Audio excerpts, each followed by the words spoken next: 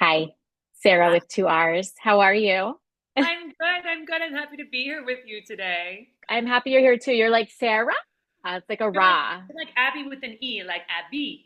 Totally, both of us. Was that traumatic for you growing up? Because for me, it was. People would call me Abe all the time. And I was like, here. That makes sense. Actually, I could see that happening. My story, not to hijack this podcast already, but Oh, I added the R. I oh, added it when I was 16 because I was so mad. I was pissed off. Can I curse on your a podcast? 100% fuck yes. Great, wonderful. So I was really pissed at my parents. How dare you name me Sarah? Because I had dreams of being a Broadway star. So my mom made the mistake one day of telling me she was going to name me Bianca or Aurora. I was like, so you were at a strip club and no. So I was like, and I was like, oh, that sounds fancy. And so she named me Sarah. And long story short, I got into the Actors Equity Union and could legally have a stage name, right? Yeah. And go by that. And so I had met a girl years before who was so cool. She was this cool chick, and she was Sarah with two R's. So in my head, so I changed it to my parents' chagrin, and the rest is history. And now, yeah, it just causes me trouble. Right. Do your parents spell it like your way? Like, did they abide by your rules or do they still spell it with one R? They not only abided by my rules, but my father on every birthday card would write Sarah with 20 R's, AH, Sarah? just to be like kind of, just to kind of That's poke me sweet. a little. Yeah, so yeah, Sarah with two R's. You could call me Sarah or whatever. Sarah. Yeah, it's fancy. It's so fancy. Well, so we were introduced by a mutual friend, the amazing Gina, and when I went to look you up, I was so excited because I saw your learning that you're pregnant video that like went viral and I was like, "Oh my God, this is her." Of course. Like, yes, we have to connect. So why don't we start from that moment of that video going viral and what you were doing and why the stakes in that moment were so high? Oh my gosh. To just a quick background. Yes. You know, what was it? 4 years? No, like 3 years at this point. On this video that went viral, I got a phone call that our embryo transfer to our surrogate was pregnant. And what's so important about this video and the backstory is that the reason I'm sure everyone, when they find out they're pregnant, is ecstatic, but the stakes were so high here because 3 years prior to that video, you know, going viral, I got diagnosed with breast cancer Mm, at the age of 38. mm. Um, I'd been dating my boyfriend, James, for 9 months in New York City. And anyone that's listening, like dating in New York City, if you find a good one, thank God. It's a whole moment. Yeah. So I had my guy. We were falling in love. We quarantined together during COVID, and I Mm. found a lump the size of a walnut in my left breast. At the house we had just bought on the internet, sight unseen in the Hamptons. Oh my gosh. But I had my all my dreams were coming true, and Mm. then I found a lump which would be diagnosed weeks later as stage 2 breast cancer, and off to the races. Okay, Uh, let me pause you already. At that point, yeah. were you like, did they tell you this might impact your childbearing? So going into this, I'd only volunteered for breast cancer benefits with my mom. Yeah. I didn't know anyone except one good friend of mine who had told me 9 months before this, right around the time where I met my boyfriend, James. I ran into her in Miami, and she's like, "Oh, you haven't seen me. I had breast cancer." I was like, "Oh my God, you're so young." And Hmm. then I get diagnosed, Mm. 6 to 9 months later. So going into this, I'm like, okay, I have breast cancer. Am I gonna die, doc? No, you're not gonna die. Okay, great. So then I'm like, okay, I'm gonna lose my breasts. Okay. I am really whatever. They're boobs, I'll get some fake ones, Hmm. as long as I'm gonna be okay. And what I didn't know is that my treatment would impact my fertility immensely. And Mm. I will never, ever, ever stop giving praise to my incredible breast surgeon at Dubin Breast Center here in New York City, who said once we decided on the surgery I would have, the next thing out of her mouth, she said, "You two look like you're in love." James was with me, my boyfriend, stayed. He didn't ghost me like a lot of New York dudes would do. And she said, "You two look like you're in love. You want to have kids?" Oh my God, please say yes. I have like a full body chilled right now just thinking about that moment. Oh, and I said, "Yeah, but like what?" And she goes, "Well, this is going to affect your fertility and your family building, and you're going to see your oncologist tomorrow. Everything happens very quickly when you get diagnosed with breast cancer."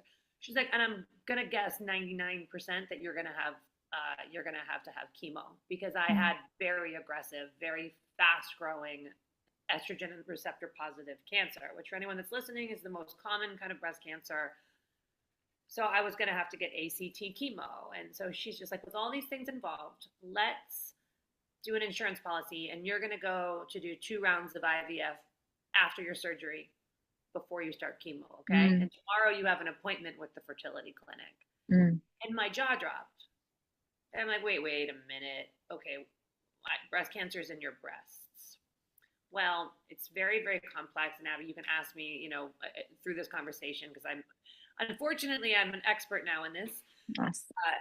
short of being an actual medical expert. So I found myself sitting in an IVF clinic with my boyfriend James the next day, and we had to make a huge decision if we were going to freeze eggs or Or freeze embryos. embryos. And for anyone that's listening, like embryos have a better shot of making it to a live birth. Mm-hmm. So, the doctor's sitting across from us, another doctor, and he looks at us and he said, eggs or embryos. And I look at James. I'm like, what is he going to say? And he didn't even skip a beat. And he says, embryos. Mm. And I start sobbing. Mm-hmm. And then we, again, like, that was a huge pivotal moment. Like, James is here to stay. Like, we're gonna freeze embryos together.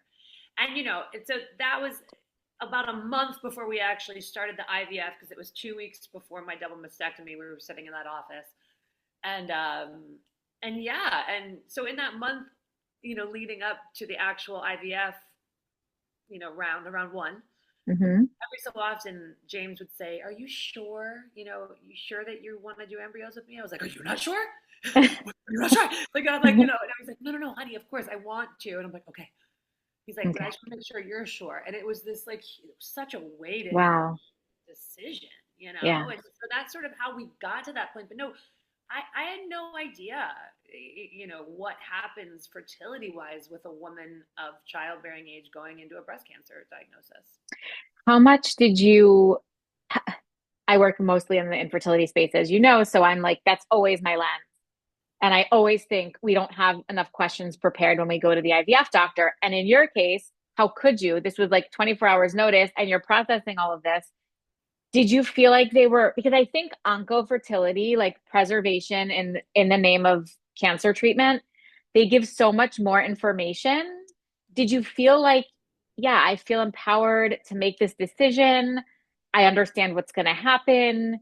Or were you still sort of like, we're going to do whatever they say, I'm going in blind and like, let's just see what happens? So the second, the latter, Okay. Okay. because I had never, James and I had talked about what our kids would look like. I was healthy, I was fit, all the things. I'd had my AMH tested by Lululemon. I'll never forget, did an event. Yep. Great, thank you, Lululemon. Yes. And I was an ambassador at the time, and I was teaching a yoga class at the event.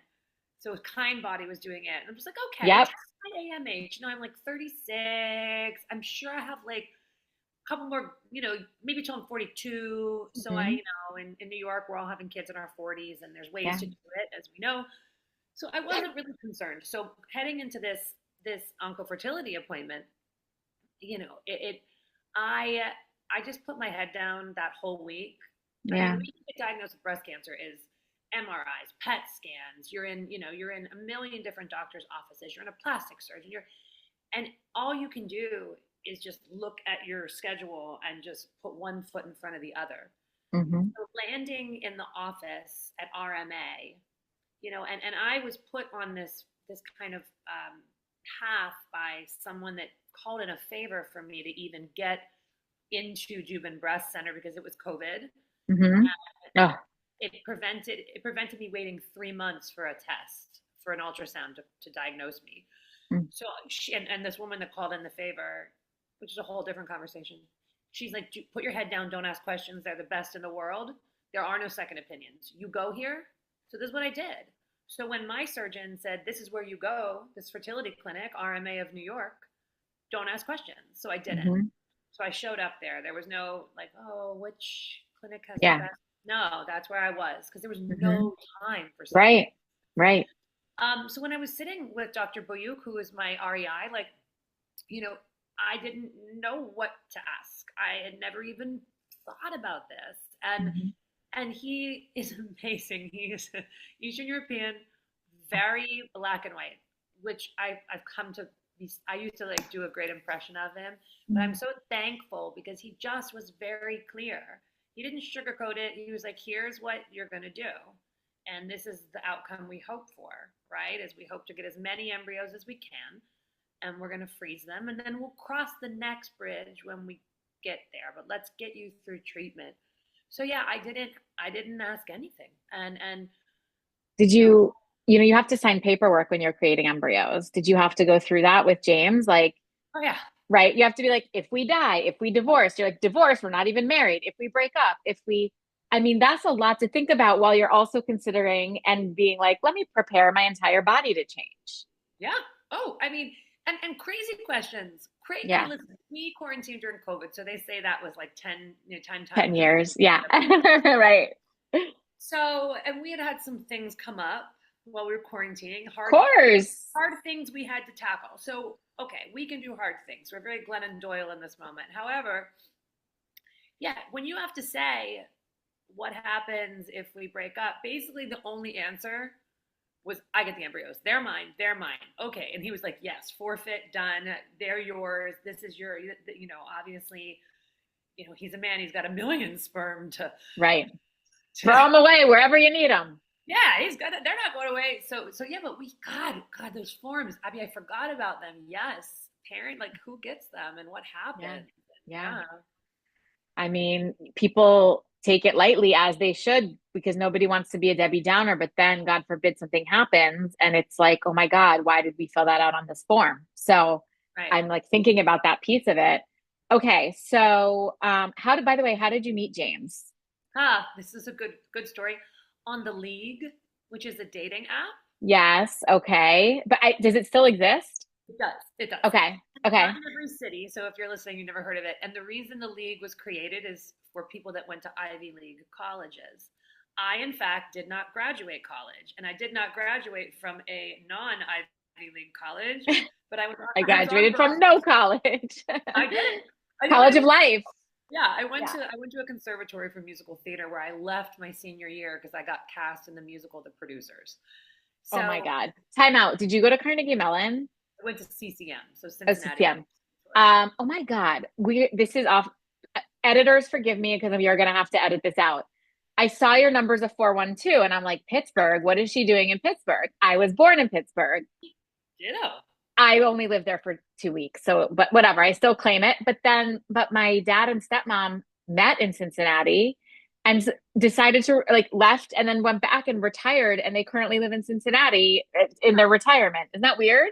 We're Midwestern gals. Yes, but I grew up in New York City, but whatever. Okay, we'll get there. Um, okay, sorry. So back to the league. The league.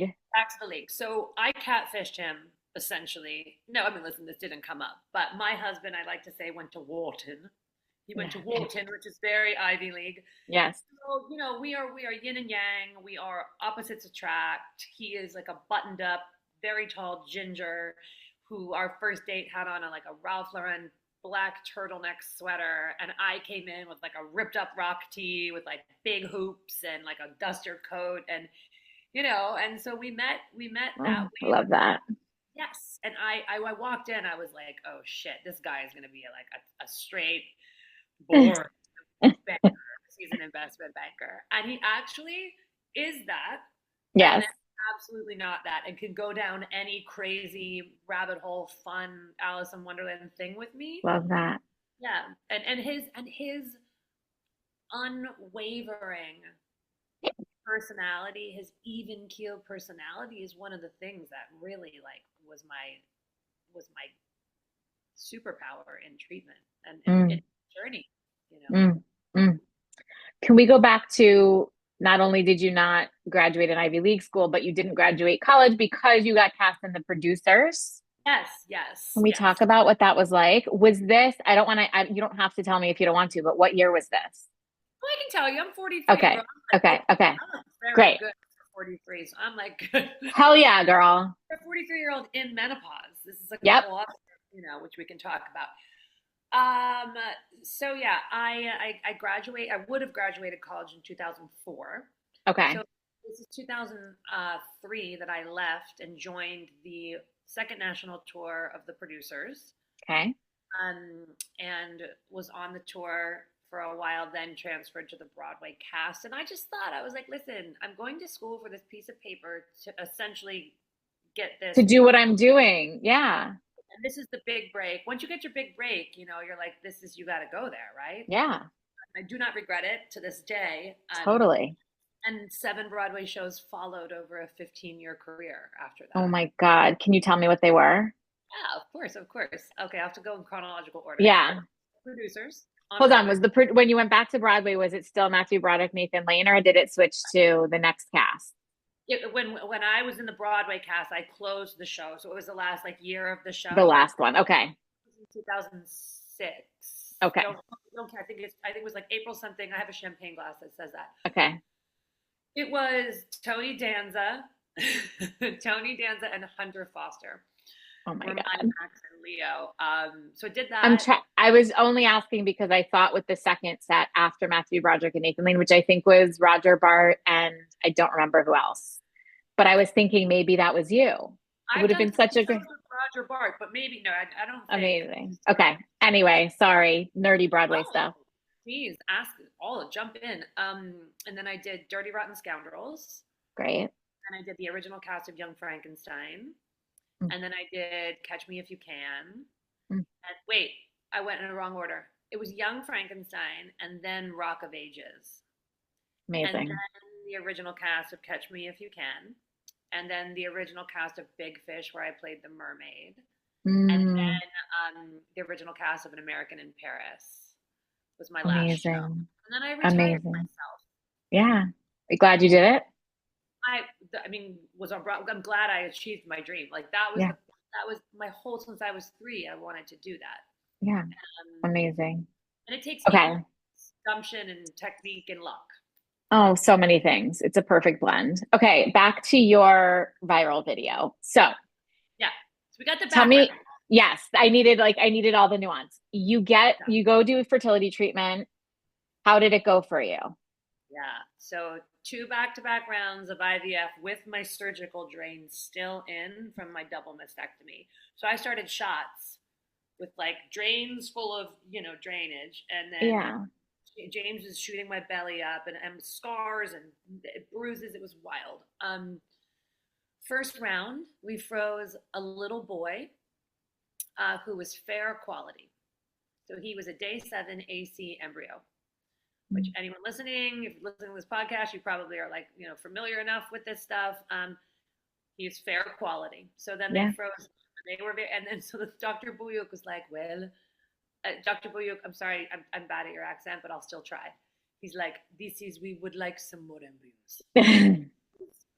Because I was like, oh my God, we got one. And he genetically tested normal, PGT normal, fair quality normal. And he's like, oh, we need more. And I'm like, oh, Yeah. shit, okay. So then we go into round 2 of IVF. And by the way, they got 12 healthy eggs from me on round 1.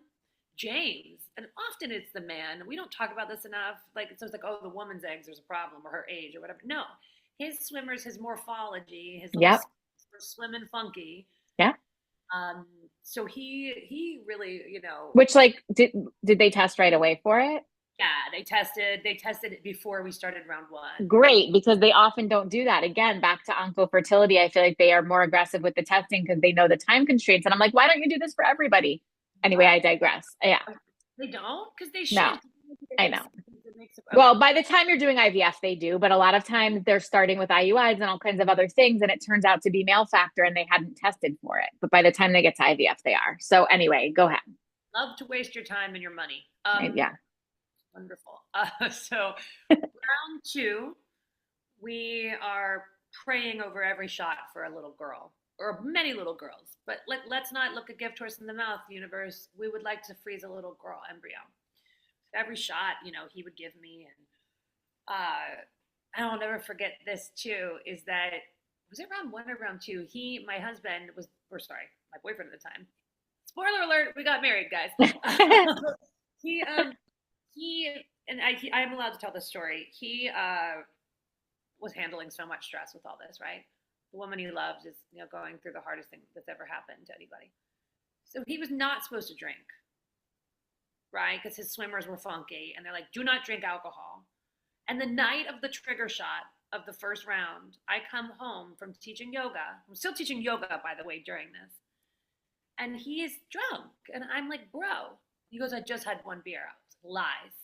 And he's like kind of stumbling around. And I said, can you do this shot? Because the trigger shot, guys, is like, if you screw this up, this whole round, we can't mess around.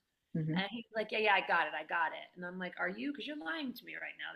You clearly had more drinks. You're gonna bet on this shot? He's like, I'm gonna bet. And he fumbled the trigger shot. And I will never forget this. We had more medication left. I grabbed another syringe and I went and I locked myself in the bathroom, did my own trigger shot. I then threw a beer bottle at his head that missed. And the next morning he woke up, he was like, what? Why is there beer on the walls? He didn't even remember. And I'm like, I will kill you. Oh my God. So dead to the He's ground. like, I just had one beer, but I also don't remember what happened last night at all. Thank you. So I was like, so I tell this story only to say that like none of this looks perfect, you guys, right? Like none of this is easy, and this is like the most stressful thing that you could go through. Yeah. So that happened on round one. Round two, prayed for a girl, got again 12 eggs, fertilized. I can't remember. I wish I remembered like 6 fertilized and but at the end of the day, we got one embryo, right? And then they froze it. I didn't know what it was. And then they PGT tested the embryo, and they called me the morning of my second round of chemo to tell me that it was abnormal and that it couldn't support life and they have to discard it.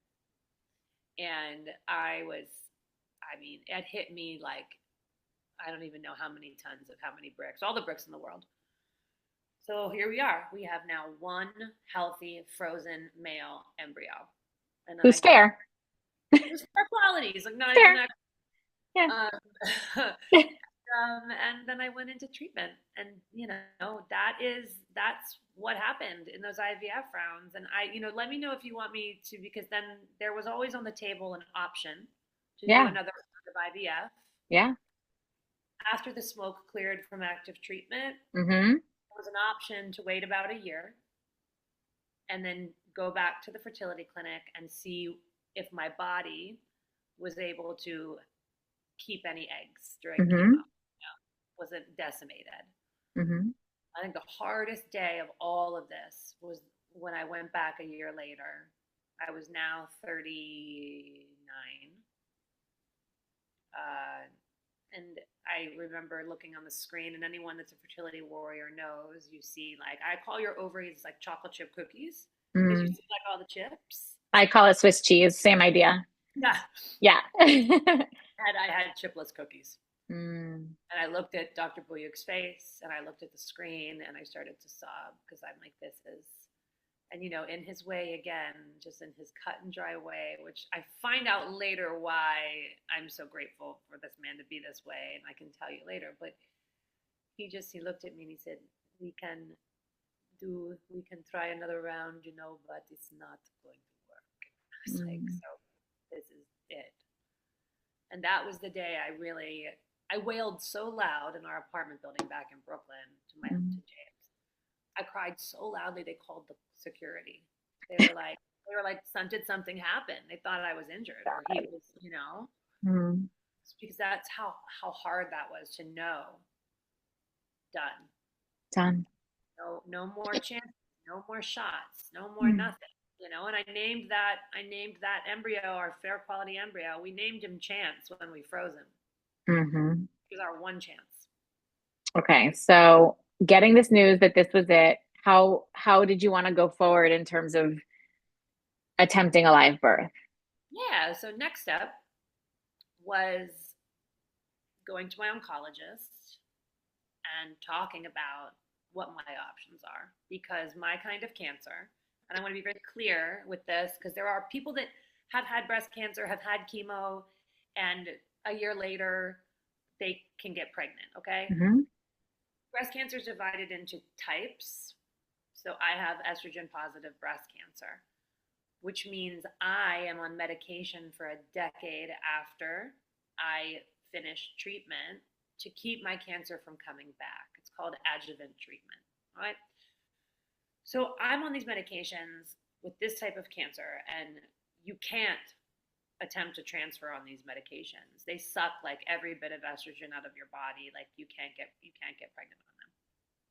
So my oncologist said, okay, here's the deal. You're 30 at this point. I think I was 39 when I sat down with her. She's like, I'll be comfortable in another 4 years to take you off of this for a little medication vacation, that's what they call it.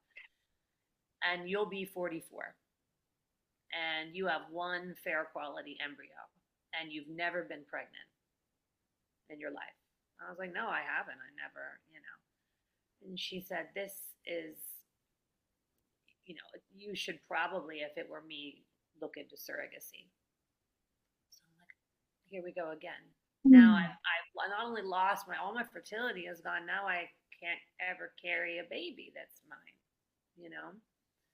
And so weighing all of those things, I said, okay. So then we started down the surrogacy path, which is its own Wild West in Yeah. its way, but that was the moment, that conversation with my oncologist was, okay, now we've got to get someone else to bring this miracle here. How did you go about finding your surrogate? Did you Uh, use an agency? yeah, we You did. did. So I asked a lot of people. And if you guys remember earlier in the conversation, I had mentioned my friend that was in Miami that told me she got breast cancer and was super young. She was a huge resource for me because she had, already gone down the surrogacy route, and her surrogate at this point in time, I want to say, was already pregnant with Ezra, her son. So Mm, she had done this. So she was sort of my guide lamp. Um, and so we found an agency. We didn't use her agency. We interviewed a bunch, hmm. which was, some of them are incredible and some are like bad used car salesmen. Yes. Hmm. And I had had more than a few bad experiences interviewing these people, Mm. right? We found one. We found the oldest surrogacy agency. It's out of Brooklyn, named CSED. Just kind, wonderful. Didn't try to upsell us the VIP package with the premium surrogate. And I'm like, did you even just say that? Like Isn't it premium? crazy? What are you? What is a premium? Like, and then bargain basement is 60 grand, but Right. premium is like what? Yeah. That's why I It's like that crazy. cars. So yeah, we signed with CSED and then began the matching process, which is like the league, but Yeah. for babies. Right. Yeah. Right. Oh my God. I just think about that viral video, like how much weight was in that moment. I mean, it could have gone a completely different direction. So again, spoiler, it worked. The Right. surrogate got pregnant with your 7AC fair boy chance. You took that chance and you are now becoming parents. Yeah. Was James still your boyfriend at this point, or had you gotten married?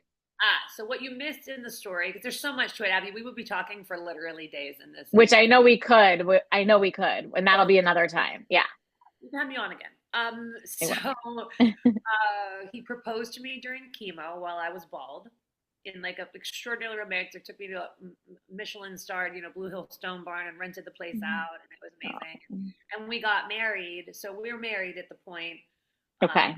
a year after he proposed. So we're married when we have the transfer. Our first surrogate ghosted us. Uh, So we went through this whole process, and then she ghosted, which was another drop down on the ground thing. Because what CSED said, they're like, it's surrogacy is the Wild West. I said, are there no protections? We right, haven't signed yet. right. Uh, We were flying her to New York to do all these tests, and we had flown to see her and everything. And we ended up matching with a surrogate that also got ghosted by her couple. Oh, wow. Who ended up being the angel of our lives and now is Yeah. Chance's Yeah. auntie Whitney.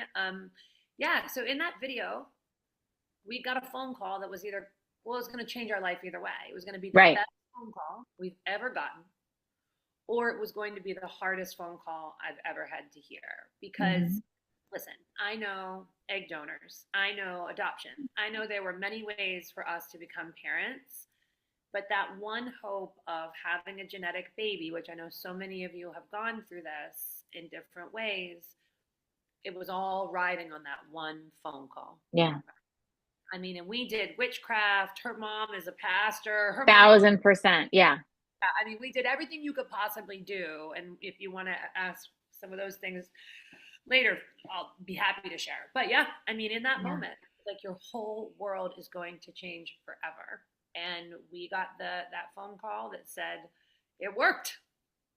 Mm. I'm crying. Oh my god, I cry every time I think about that. It's just I, like of course. wild. Yeah. Yeah. And how old is Chance now? He's 19 months. I just giggle because he's just such a crazy, amazing little guy. Yeah. He's real Like cute. he's so cute. I mean, I'm biased because I'm his mom, No, but but he's objectively cute. yeah, thanks. Yeah. Everybody. Yeah, he's 19 months old. His newest word is tractor and ball, and what else? He like loves to dance around, and he's just a character. And it's like And how is your health right now?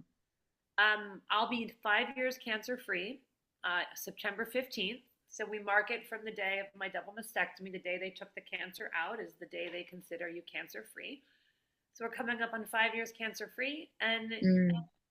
it's we're on the other side of it now, and but I'm constantly, I'm a huge advocate in the breast cancer and the fertility space, especially surrounding surrogacy. I started a nonprofit, What's the name of your nonprofit, which we will of course link out to? A chance for life, Yes. which we are paying for 100% of surrogacy journeys for breast cancer survivors. Mm. And we have our first grant recipients who are on their fourth surrogate that hopefully their transfer will be in the next month, because the prior surrogates didn't work out for various reasons. But yeah, they're our first chance for life baby. Hopefully, will be born within the next year. So Incredible. Incredible. You've done so much advocacy work. What is it? What do you want people to know the most?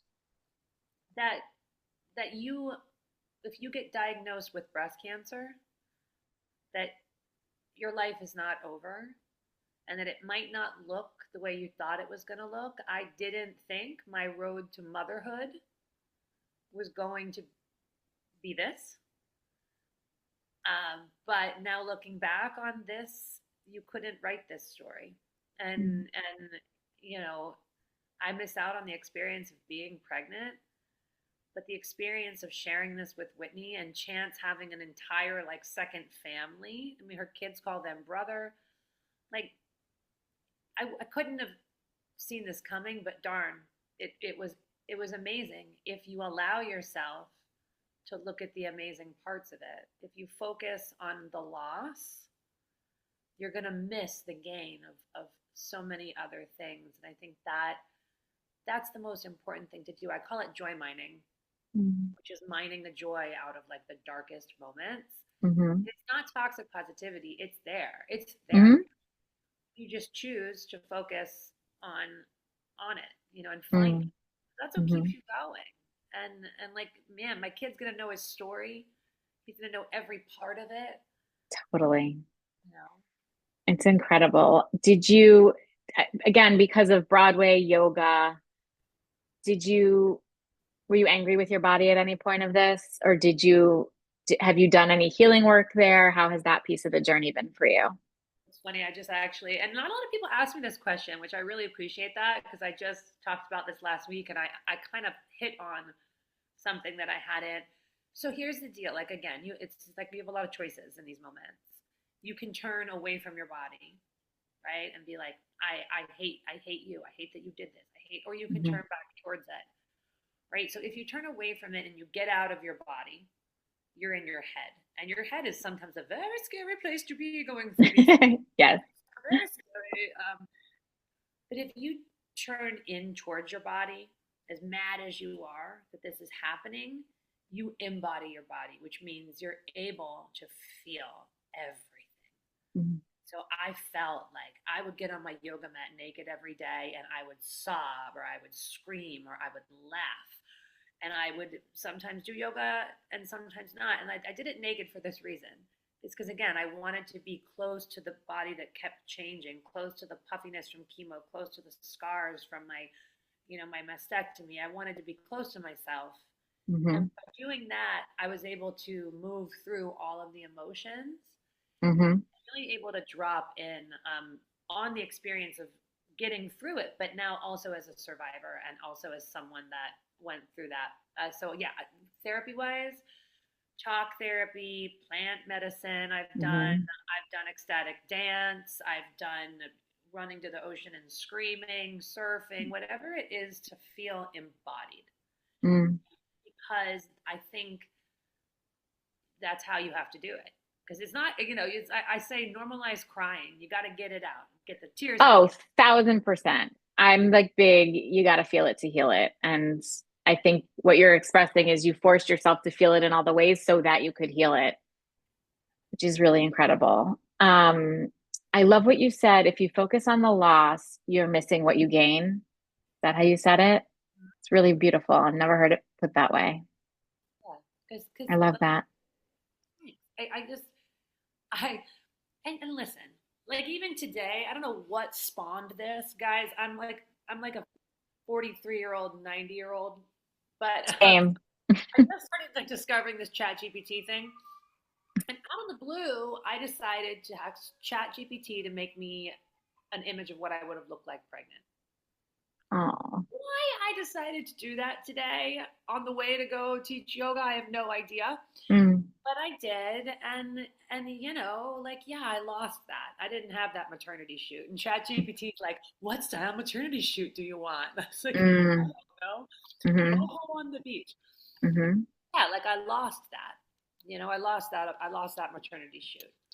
But And you gained so much. I think so. Like I gained. So I didn't much. get a maternity shoot. With Whitney being the pregnant one, and but I Hmm. gained, like I said, yeah, I gained another best friend and someone who was able to bring my son here in a beautiful way. And she was calm and centered. And my baby, epigenetically, I think, Hmm. which means, got some of her characteristics. Hmm. My kid sleeps well. She loves to sleep, Whitney. It's awesome. He's like, you got all the good stuff. Yeah.